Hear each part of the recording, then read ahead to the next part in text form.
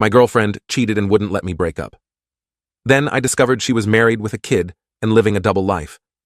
Her other boyfriend and I teamed up to expose her web of lies. I, 26M, never thought I'd be writing a post like this. Shelley, 24F. And I have been together for about 8 months now, and until recently I thought we were happy. I guess I was wrong. I met Shelley at a local art gallery opening. I'm not usually into that scene, but my best friend dragged me along, insisting I needed to get out more after my last relationship ended badly. I was standing in front of this abstract painting, pretending to understand it, when Shelley walked up beside me. "It's about the uselessness of human existence in the face of an hard-hearted universe," she said with a straight face. When I turned to look at her, she burst out laughing. "I'm kidding. I have no idea what it's supposed to be. Looks like someone sneezed paint onto the canvas." That was the moment I fell for her. She was beautiful, yes, but it was her sense of humor that really got me. We spent the rest of the evening talking and laughing, ignoring the art completely. By the end of the night, I had her number and a date planned for the following week. Things moved quickly after that. We had so much in common. We both loved old sci-fi movies, had the same taste in music, and could spend hours talking about everything and nothing. She was smart, funny, and seemed to genuinely care about me. For the first time in years, I felt like I could be myself around someone. My last relationship had ended badly. My ex, Jessica, had some serious trust issues. She was constantly accusing me of cheating, checking my phone, and questioning my every move. It got to the point where I was walking on eggshells all the time, afraid that anything I did would set her off. When we finally broke up, I was emotionally exhausted. Shelley was different. She was confident and secure. She never questioned where I was or who I was with. She encouraged me to spend time with my friends, pursue my hobbies, and just be myself. It was refreshing, and I thought I had finally found someone I could trust completely. About 3 months into our relationship, Shelley got a new job at a marketing firm. She was excited about the opportunity, and I was happy for her. The job came with longer hours and more responsibilities, but Shelley seemed to thrive on the challenge. She'd come home bubbling with excitement about a new project or a problem she'd solved. Looking back, I guess that's when things started to change, though I didn't notice it at first. The late nights at work became more frequent. She started canceling our plans more often, always with a work-related excuse. When we did spend time together, she seemed distracted, always checking her phone. I tried to be understanding. I knew her job was important to her, and I wanted to be supportive. But as the weeks went by, I couldn't shake the feeling that something was off. Shelley became more distant, both emotionally and physically. Our conversations became shorter, our intimacy less frequent. When I tried to talk to her about it, she'd brush me off, saying she was just tired from work. Then came the mood swings. 1 minute she'd be affectionate and loving. The next, she'd snap at me over the smallest things. It was like walking through a minefield. I never knew what would set her off. I started to doubt myself. Was I being too needy? Was I imagining things? I thought about my ex, Jessica, and how her unfounded accusations had poisoned our relationship. I didn't want to make the same mistake with Shelley, so I kept my concerns to myself, hoping things would get better. But they didn't. If anything, Shelley became even more distant. She started going out more with her work friends, always coming home late and smelling of alcohol. When I asked about her nights out, she'd give vague answers and change the subject. The final straw came last week. Shelley had told me she had to work late, so I decided to surprise her with dinner at her office. I picked up food from her favorite Thai place and headed to her workplace. But when I got there, the security guard told me Shelley had left hours ago. My heart sank.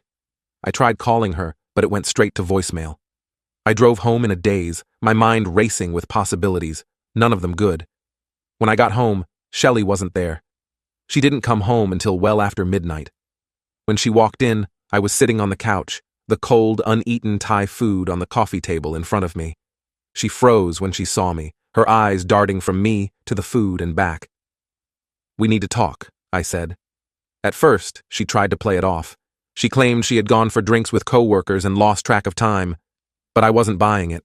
I told her about going to her office, about how I knew she had lied about working late. That's when she broke down. Through her tears, she admitted that she had cheated on me, but even then she tried to minimize it. She said it was just a kiss, a moment of weakness. She swore it didn't mean anything, but I could see in her eyes that there was more to the story. I pressed her for details, and slowly, painfully, the truth came out. It wasn't just a kiss. It wasn't just one time.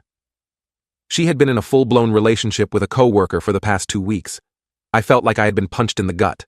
All those late nights, all those canceled plans, all those times she was distant or irritable.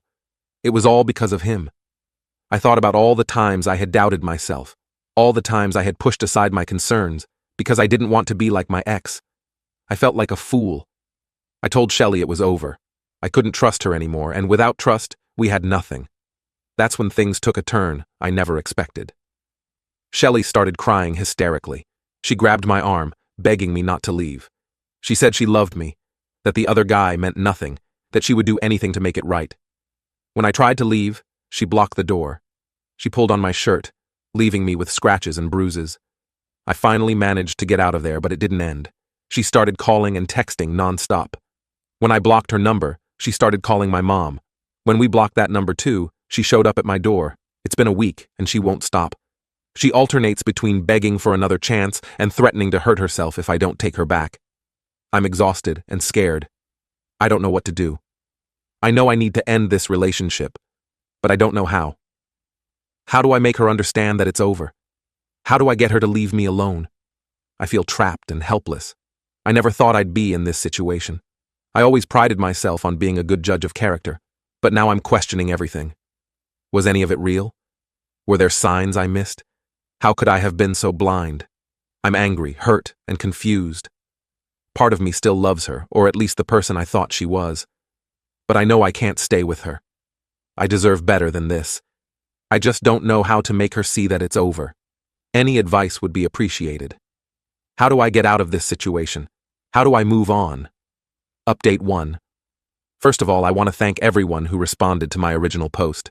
Your support and advice meant more to me than I can express. Unfortunately, things have taken a turn for the worse, and I find myself needing your help once again.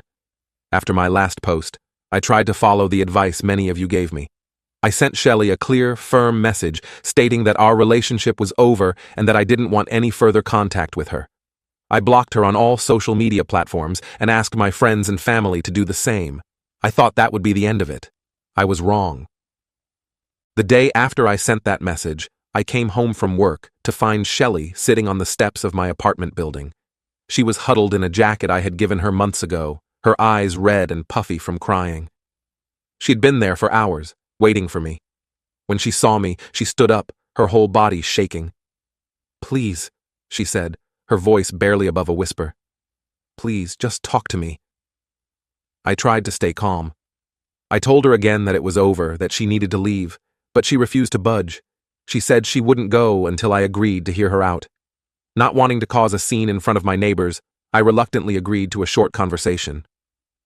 That was my first mistake. Once inside my apartment, Shelley's demeanor changed completely. The tears dried up, replaced by a cold anger I had never seen before. She started pacing around my living room, her eyes darting around as if seeing the place for the first time. "So this is it?" she said, her voice dripping with contempt. "This is what you're choosing over me? This pathetic little life?" I was taken aback. This wasn't the Shelley I knew. Or maybe it was, and I had just been blind to it all along. She picked up a framed photo of us from my shelf, the one taken on our trip to the beach last summer. For a moment, her expression softened as she looked at it. Then, without warning, she smashed it on the ground. The glass shattered, scattering across my hardwood floor. "You're throwing away everything we had over one little mistake," she screamed. "You never really loved me, did you? You were always looking for an excuse to leave." I tried to defend myself, to tell her that her little mistake had broken my trust completely. But she wasn't listening. She was too far gone, lost in her own narrative of victimhood. Then she pulled out her phone and showed me a series of messages. To my horror, I realized she had been texting my sister, pretending to be me. The messages made it look like I was having some kind of mental breakdown. There were texts about feeling suicidal, about wanting to hurt myself. "If you don't give our relationship another chance," Shelley said, her voice eerily calm, "I'll send more messages like these. To your family, your friends, your boss. I'll tell everyone that you're unstable and dangerous. Who do you think they'll believe? Me, the devoted girlfriend trying to help you, or you, The guy who's been acting strange and pushing everyone away?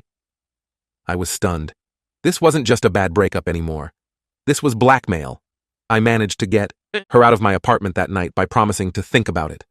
As soon as she left, I called my sister and explained everything. Thankfully, she believed me and agreed to block Shelley's number. But it didn't end there. Over the next few days, Shelley's behavior became increasingly erratic and frightening. She created fake social media accounts to harass me and my friends. She showed up at my workplace, causing a scene in the lobby that nearly cost me my job. She even contacted my ex-girlfriend from college, telling her all sorts of lies about me. The worst part was, some people believed her. A few of my friends started looking at me differently, asking if I was okay in a way that made it clear they thought I wasn't. My boss called me into his office to express concern about my personal life affecting my work.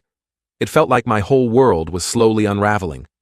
I've documented everything and filed a police report, but they said there's not much they can do unless she physically threatens me. I'm looking into getting a restraining order, but the process is complicated and takes time. I'm scared and exhausted. I feel like I'm living in a nightmare. The woman I thought I knew and loved has turned into someone I don't recognize. I'm constantly looking over my shoulder, afraid of what she might do next. I've had to explain the situation to my boss, because Shelley's actions are starting to affect my work. Thankfully, he's been understanding, but I'm worried about my job security if this continues. My friends and family have been supportive, but I can tell they're getting tired of the drama. I don't blame them. I'm tired of it too. Some days I find myself wishing I had never met Shelley, never let her into my life. But then I remember the good times we had, and it makes everything even more confusing and painful. I don't know what to do next. How do I protect myself and the people I care about from Shelley's actions? How do I move on with my life when she seems determined to destroy it? How do I even begin to trust anyone again after this? Any advice would be greatly appreciated. I feel like I'm at the end of my rope here. Update 2. It's been a few weeks since my last update, and a lot has happened. I want to thank everyone again for their support and advice. It's been a lifeline during this nightmare. After my last post, things continued to escalate with Shelley. She kept showing up at my workplace, sending threatening messages, and trying to contact my friends and family. I was at my wit's end, constantly stressed, and looking over my shoulder. Then, something unexpected happened. I received a message from a number I didn't recognize. It was from a guy named Mike. He said he had something important to tell me about Shelley, and asked if we could meet. I was wary at first, thinking it might be another of Shelley's tricks, but something about the message seemed genuine. After some back and forth, I agreed to meet Mike in a public place. When I saw Mike, I instantly recognized him. He was the guy Shelley had cheated on me with. My first instinct was to turn around and leave, but he called out to me, his voice filled with urgency. "I know you probably hate me," he said, "but please, hear me out. There's something you need to know about Shelley." Against my better judgment, I sat down to listen. What Mike told me next left me reeling. It turns out, Shelley had been lying to both of us. She told Mike that she and I had broken up months ago, that I was her crazy ex who couldn't let go. She had manipulated him just like she had manipulated me. But that wasn't all. Mike had recently discovered that Shelley was married. She had a husband and a young child in another city. Everything, her relationship with me, her affair with Mike, her job, her entire life in our city, was built on lies. Mike showed me proof, social media posts, old news articles mentioning her wedding, even a copy of her marriage certificate that he had managed to obtain. It was all there in black and white. The woman I thought I knew didn't exist.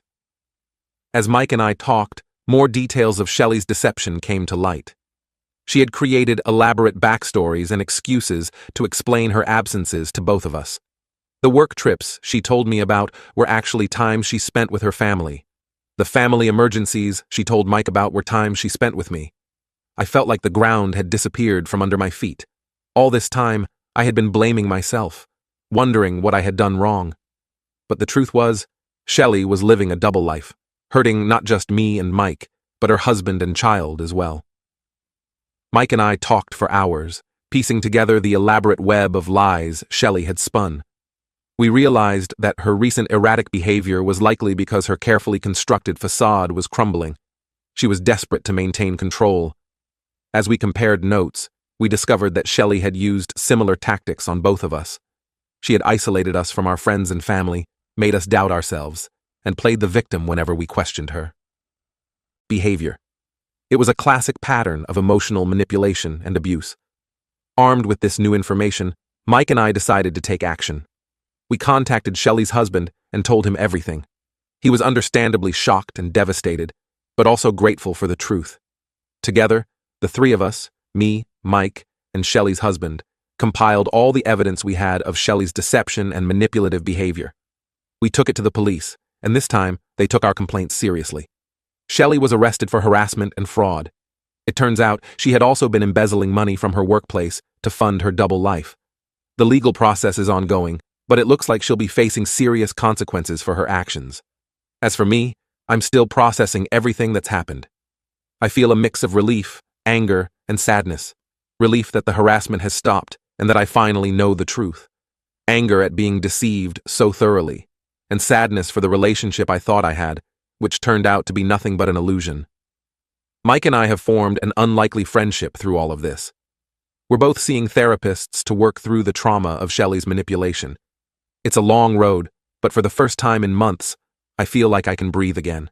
I'm taking things one day at a time, focusing on healing and rebuilding my life. I'm grateful for the support of my friends, family, and even strangers on the internet who helped me through this ordeal. The aftermath of Shelley's deception has been challenging. I've had to explain the situation to my boss and coworkers, who have been surprisingly understanding. My job is secure, but I still feel a sense of embarrassment every time I walk into the office. My relationships with friends and family are slowly improving. Many of them feel guilty for believing Shelley's lies, but I don't blame them. She was incredibly convincing. If anything, this experience has shown me who my true friends are, the ones who stuck by me even when things got messy. Mike and I have continued to stay in touch. It's strange to think that the man I once saw as my rival has become a source of support. We've bonded over our shared experience, and it's been helpful to have someone who truly understands what I've been through. Shelley's husband, Tom, has also become an unexpected part of my life.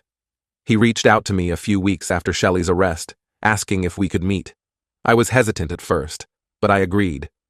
Meeting Tom was surreal. Here was a man who had been married to Shelley for years, who had a child with her, and yet he knew as little about her true nature as I did. We spent hours talking, filling in the gaps in each other's stories. It was painful, but also cathartic. Tom told me about the Shelley he knew, a loving wife and mother who always had an excuse for her long absences.